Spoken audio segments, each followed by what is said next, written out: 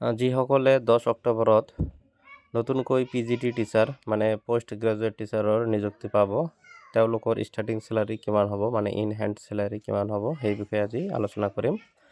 তো তেওঁলোকৰ পে বেণ্ডটো হ'ল 22,000ৰ পৰা 97,000। তো ইহঁতৰ বেচিক পে কিমান হ'ব, যিটো ষ্টাৰ্টিং এমাউণ্ট থাকে পে বেণ্ডৰ তাৰ লগত গ্ৰেড পে যোগ কৰিলে হ'ব। সিহঁতৰ গ্ৰেড পেটো হয় 11,800। তাৰপিছত ষ্টাৰ্টিং পে বেণ্ডৰ চেলাৰী হ'ল 22,000। তে 22,000 প্লাছ 1100 8,000 কৰিলে হ'ব আপোনাৰ 33,800। এইটোক বেচিক পে বুলি ক'ব। সিহঁতে গ্ৰেড পে পাব 11,800। তাৰপিছত DA কিমান পাৰ্চেণ্ট পাব, DA হ'ব 55% অফ বেচিক পে। তো সিহঁতৰ বেচিক পে যিমান তাৰ 55%। তো সিহঁতৰ বেচিক পে হ'ল 33,800। এই 33,800ৰ 55% কৰিলে আমি পাম 18,590।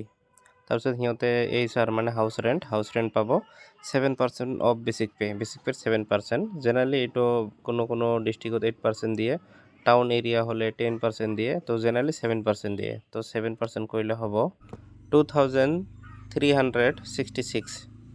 আৰু ইহঁতে পাব medical allowance MA medical allowance fixed 600। সিহঁতে কোনো স্পেচিয়েল এলাউন্স নাপায়। তো এইকেইটা যোগ কৰিলে যিমান হ'ব এইখিনি হ'ব সিহঁতৰ গ্ৰছ চেলাৰী।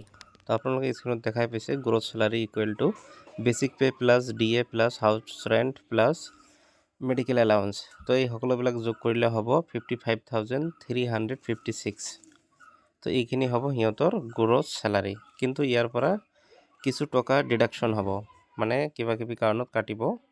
তো ডিডাকশ্যনটো হ'ব এনে ধৰণৰ: পি টেক্স প্ৰফেশ্যনেল টেক্স কাটিব 208 টকা, GIS গ্ৰুপ ইঞ্চুৰেঞ্চ স্কিম ইয়াত কাটিব 200, আৰু মুখ্যমন্ত্ৰী লোক সেৱক আৰোগ্য যোজনা ইয়াত কাটিব 325 ৰুপিজ, আৰু NPSত কাটিব 10% of basic pay plus DA। Basic pay আৰু DA প্লাছ কৰিলে যিমান হ'ব তাৰ 10%। এইটো কৰিলে হ'ব 5,239 ৰুপি।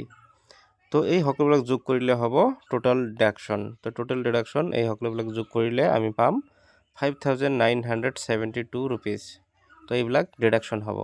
তো এতিয়া নেট চেলাৰী কিমান হ'ব, আপোনালোকৰ একাউণ্টত কিমান পইচা সোমাব বা আপোনালোকে হাতত কিমান পাব। তো গ্ৰছ চেলাৰীৰ পৰা এই টোটেল ডিডাকশ্যনটো বাদ দিলে হ'ব। তো গ্ৰছ চেলাৰী আছিল 55,356 ৰুপি। ইয়াৰ পৰা 5,972 ৰুপিজ বাদ দিলে আমি পাম 49,384 ৰুপিজ। তেনেহ'লে নৱনিযুক্তি পোৱা PGT টিচাৰসকলে প্ৰথম ষ্টাৰ্টিং চেলাৰী পাব 49,384 ৰুপিজ। ধন্যবাদ।